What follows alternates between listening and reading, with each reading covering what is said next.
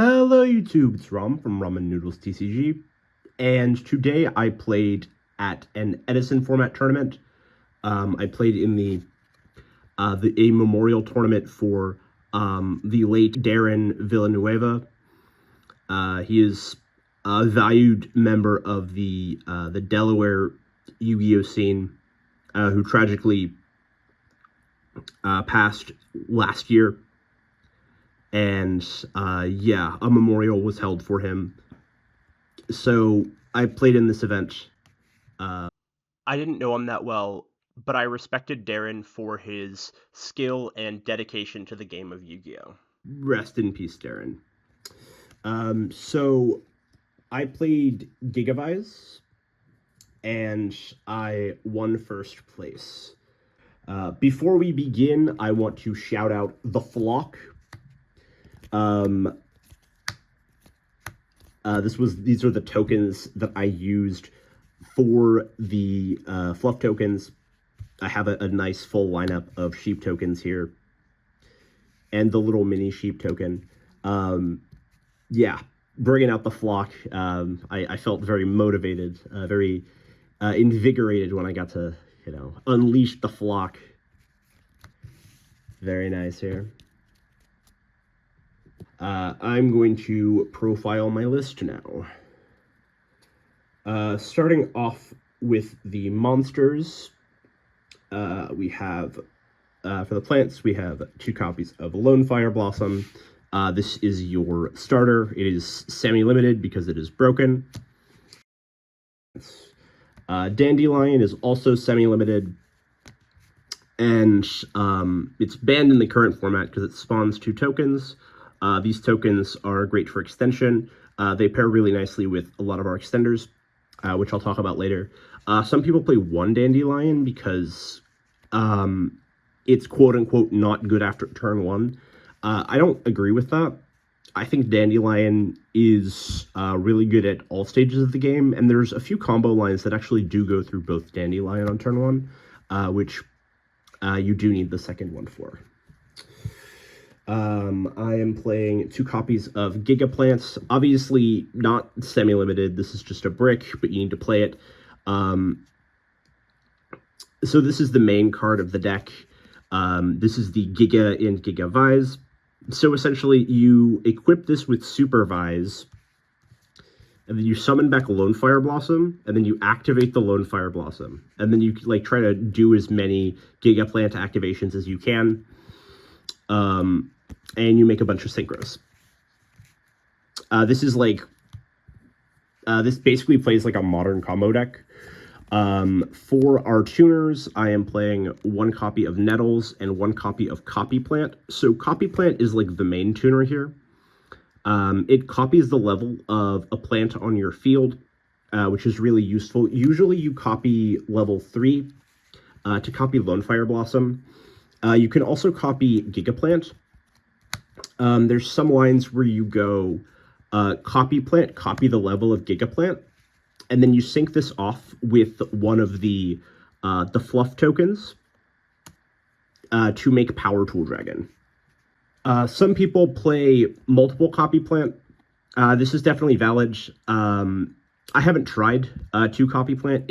I've missed it a few times, but I don't think it's necessary. But I may try a second one in the future. Nettles is just a level 2 plant tuner. Nothing really to say here. It helps you make level 8 synchros. And for the last plant, I am playing Titanial. This is the de facto plant boss. You contribute plants to negate targeting effects. This negates targeting effects that target either player's field. So you can negate equip spells. That makes the Gigavise mirror really funny because negating your opponent's equips is crazy. It also makes your board really hard to crack. Negating things like Raikou, negating Machina Fortress, Dimensional Prison, just anything that targets, really. This is what makes your end board so strong. But yeah, this deck does play a lot of cards that you really don't want to draw. Like, you don't want to draw these, you don't really want to draw these, but you can make it work. So I'm playing some utility monsters as well. For the utility monsters, I am playing one Sangan for consistency, one copy of Cyber Valley. So Cyber Valley provides a nice bit of utility for this deck. One of the equip spells we're playing is DDR, so you could use that to loop Cyber Valley. We're also playing Mark of the Rose, so Cyber Valley is a nice way to convert Stolen Monster if you don't have access to a tuner. And it also just kind of stalls a turn while you're waiting to set up. Cyber Valley is like a nice-to-have piece of utility. It's not mandatory to play, but I think it's pretty good. Obviously, you know, Sangan for searching. Speaking of searching, the one really strong card you can search off of Sangan is Debris Dragon. So not many people play Debris Dragon in this deck, but I think it is really, really good. It's really strong as like a top deck in a top deck situation, where you go top deck Debris Dragon and just like make Black Rose. Debris Dragon, bringing back Dandelion, is a power play that many decks make use of, and I thought that Gigavise would do well with having access to that play. I feel like you should be playing this in basically every deck that plays Dandelion. Well, except the freaking frog deck, Forgs. But yeah, Debris Dragon is really good. I highly recommend you try this card if you haven't in this deck. Moving on to the spells. For the equip spells, we are playing 3 copies of Supervise, 2 copies of DDR, and 2 Mark of the Rose. This is a fairly standard lineup of 7 equips. DDR is a really nice extender. It also pairs nicely with Mark of the Rose. You can Mark of the Rose banish monsters from your graveyard, and then DDR back the banished monsters. Being able to combo these two together is one of the ways you can extend combos. Very, very good stuff. And Supervise is obviously the star of the show. We're maxing out on it for consistency reasons, and so you can reveal it off of Power Tool and search it. Yeah, you basically want to be resolving Power Tool Dragon as much as possible in this deck, because you go Supervise on Gigaplant, you grab Copy Plant, you make Power Tool, you Supervise back the Gigaplant, because it reborns a normal monster, which is, you know, the Gigaplant in the graveyard is a normal monster. So yeah, you want to be looping that as much as possible. That's the whole thing with the deck. Obviously, these all stay in. You can side out 1 DDR. So going second in some matchups, Gold Sark is too slow, so you need to side out Gold Sark. And when you side out Gold Sark, DDR comes with it. So for consistency reasons, I am playing 3 Hidden Armory. This just searches the equips. It cuts off your normal summon, but that's fine. You could afford to wait a turn in most matchups, and you have other cards that take your normal as well, so you can use these in the same turn as that. So for consistency, we have 2 copies of Gold Sark, 3 copies of Upstart Goblin.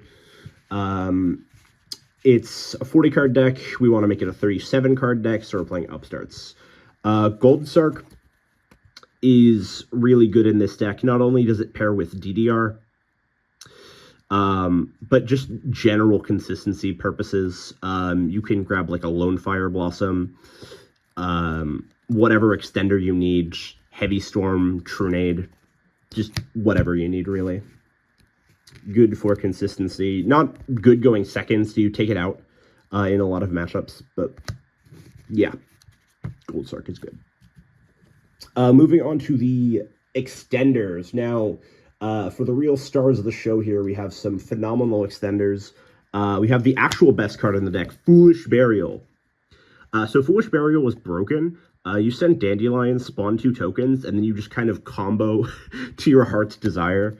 A lot of your best combos involve you activating Foolish Burial as, like, the way you start it. Absolutely insane. So the reason Foolish Burial is such a good extender is because we are playing 3 copies of Super Solar Nutrient and 3 copies of Miracle Fertilizer. Now, Super Solar Nutrient tributes a low-level plant monster to summon a level 5 or lower plant. Essentially, you're almost always summoning Lone Fire with this, but you can also get your tuners and Dandy with it as well. You're tributing the fluff tokens most of the time. This is how you get into Lone Fire without using your normal summon. So you can either normal the Giga Plant or are able to make use of Hidden Armory. And our next card, Miracle Fertilizer. So Fertilizer is broken. It's basically just Monster Reborn as a continuous spell. It eats your normal summon. And if the monster dies, Fertilizer dies. So if you sync off the monster, you lose the Fertilizer. But if you keep the monster on board, the Fertilizer stays on board. And if you remove the Fertilizer from board, the monster stays. So because this isn't once per turn, well, it's not, it's a soft once per turn, you can loop this to your heart's content using Bryonic, Dragon of the Ice Barrier. Yeah, this is incredibly loopable. And some of your strongest combos involve looping this card. Some people play 2. I genuinely don't understand that. This card is broken. Why would you not play 3? Like, I know it's bad to draw in your opening hand sometimes, but, like, it's so good. You just need it. I don't understand not playing 3 of this.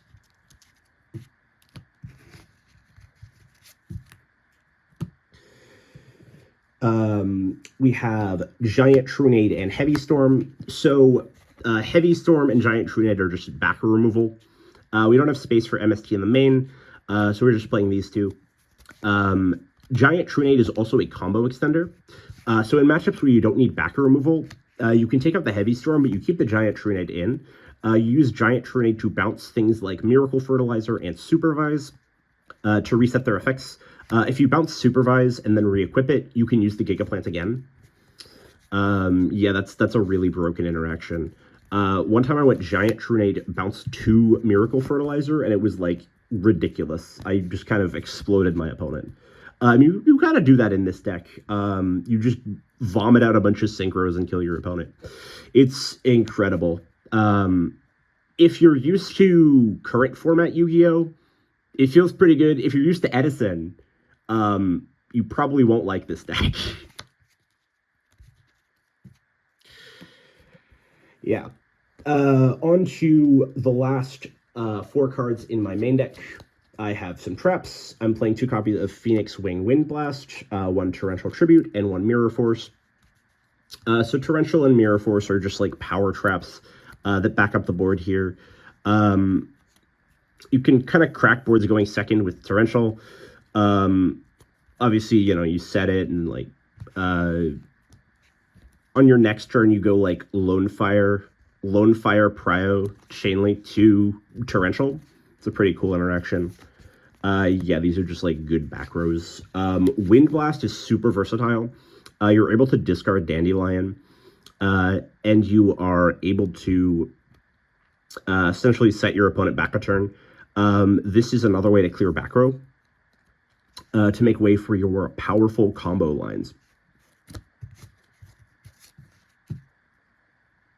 All right, moving on to the extra deck, we have Armory Arm, Kataster, Brio, and Goyo for our low-level synchros. The fact that I'm only playing Kataster and not Magical Android, that did come up once today. I didn't miss Android too much, though. Armory Arm is just for Colossal Fighter OTKs. Doesn't really see any use besides that, but it's a good card. And we don't have space for a second one. Although you could probably like make two if your hand is like broken, but you really don't need it. This deck can OTK, like you just hit face instead of doing the Colossal Fighter thing a lot of the time. Just because your monsters are so big that you're not super worried about Gores. Gores doesn't crack your board anyway, so it's fine. Brio is broken. The fact that this isn't once per turn and can bounce your own cards is incredible. Looping Miracle Fertilizer and Supervise is the name of the game here. Very, very strong stuff. Goyo Guardian actually doesn't come up that much, funny enough. Usually you make this with stolen monsters, as, you know, because it steals monsters. It's kind of ironic. But yeah, in like gummy board states where you steal monsters and then like normal summon a tuner, that's where Goyo Guardian comes up. He's the king of simplified game states, but doesn't really do a whole lot outside of that. This isn't a deck like Zombies, where you make a lot of 6s. This deck makes a lot of 8s. So Goyo doesn't have that much chance to shine, but still a very good card. All right, now moving on to the 7s. We are playing 2 copies of Power Tool Dragon, the one Black Rose Dragon, and the one Ancient Fairy Dragon. So Power Tool Dragon is the star of the show here, obviously. You play 2 because you can loop this. You can go Power Tool multiple times. You never need a third one because it becomes increasingly likely to whiff the Power Tool as you constantly searching Supervise. You run out of Supervise to search. So there's some lines where you don't have Supervise in hand, but you're able to make Power Tool and then search it guaranteed. And then when you have the Supervise in hand, and you're actually like able to start a proper loop, it's a 2/3 chance to hit Supervise, but it's still pretty good. Black Rose Dragon just for board wipes. Ancient Fairy Dragon is just another Debris Dragon target. I felt uncomfortable playing Debris Dragon without a second level 7 target. So I just kind of threw Ancient Fairy Dragon in here. It's all right. It doesn't come up much. I do need to get a QCR to match my other QCRs. Right, moving on to the level 8s. We have 2 copies of Stardust Dragon, the one Red Dragon Archfiend, Colossal Fighter, and Black Brute Drago. So, Black Brute Drago is the Gemini Synchro guy. You make it with Gigaplant and Nettles. Essentially, this is just a floater. In the control style Gemini decks, this is reliable back removal.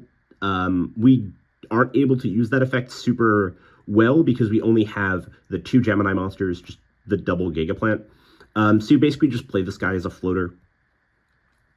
In matchups like Hero and against Machina variants, you're able to punch over Fortress and Absolute Zero respectively, and then when they pop the Brute Drago, your Gigaplant comes back and you can combo in main phase 2. Colossal Fighter is an incredible level 8 synchro, not only for the OTK, but just for general purpose, whacking stuff hard. Red Dragon Archfiend is just like a nice utility guy, I guess. It doesn't come up that much, but it can clear defense position monsters. It comes up sometimes, I promise. You could play Thought Ruler instead, but because this deck relies so heavily on Titanial, I found that Thought Ruler really just doesn't come up that much. What does come up is double Stardust Dragon. So Stardust Dragon is like the main 8 you want to be summoning most of the time. Just being the most versatile level 8 in the format.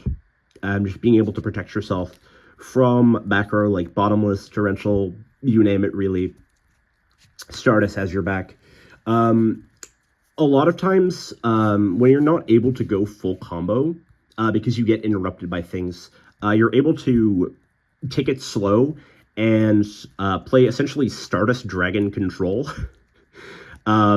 And that can help you win some games, just grinding your opponent out by sitting on a Stardust Dragon. Very, very good. Moving on to the level 9s, I have Mistworm and XX Saber Golems. Shout out Darren. When I first got this card, Darren was the first guy I ripped a card out of his hand. I was playing Virtual World. Rest in peace. So Golems is just a big guy. It's 3,100, but it's also important for clearing your field. I know that sounds strange, but when you're doing the power tool loops and you're like, balls deep in the combo, you start running out of board space. So you can synchro off Nettles and power tool to make Golems. Rip a card out of your opponent's hand, try to snipe like a Gores or something, and then you can continue your combos. Yeah. You can also make this with Copy Plant plus Dandelion. If you copy Gigaplant, you can make it with Dandelion. That's never come up for me, but I've seen other Gigavise players do it. Mistworm is just good removal. It has not come up for me, but it's a good card.